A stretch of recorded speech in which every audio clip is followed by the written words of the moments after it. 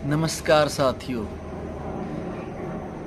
ऐसा कहा जाता है कि पुरुष इस प्रकृति की अद्भुत रचना है।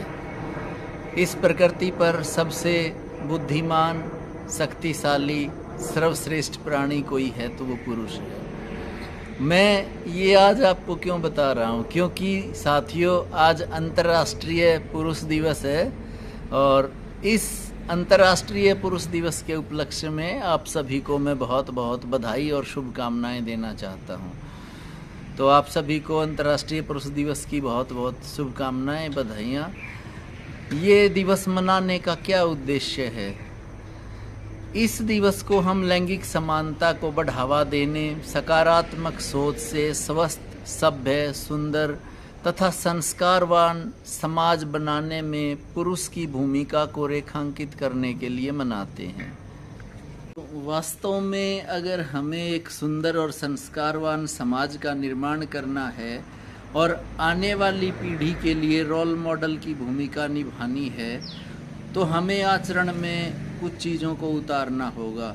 तो मैं कुछ छोटी छोटी 10 बातें आपके साथ आज शेयर करूंगा जिनका हमें सदैव ध्यान रखना चाहिए। पहली बात तो ये है कि सदैव हमें स्वयं का स्वास्थ्य अच्छा रखना चाहिए।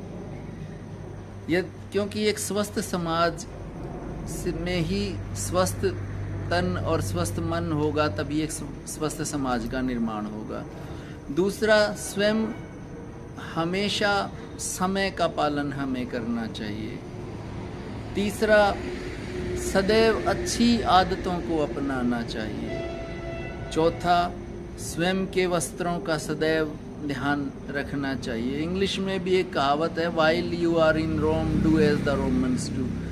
तो स्वयं के वस्त्रों के प्रति भी सचेत रहना चाहिए। पांचवी जो बात है वो ये है कि हमें बदजुबानी से परहेज करना चाहिए। छठी बात ये है कि हमें सदैव नियंत्रण में रखना चाहिए। स्वयं को हमेशा दयालुता का व्यवहार करना चाहिए। सदैव विचारशील रहना चाहिए, चिंतन मनन करके भी कोई निर्णय लेने चाहिए और सबका सम्मान करना चाहिए। क्योंकि इस प्रकृति का, इस दुनिया का एक नियम है, सम्मान के बदले सम्मान प्राप्त होता है।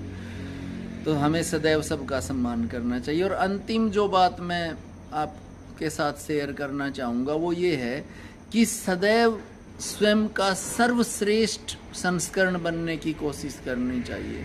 चाहे हम परिवार में हों, समाज में हों, जहाँ कहीं भी हम कार्य क्षेत्र में हों, कार्य करें, हमें अपना सर्वश्रेष्ठ समाज को देने की कोशिश करनी चाहिए।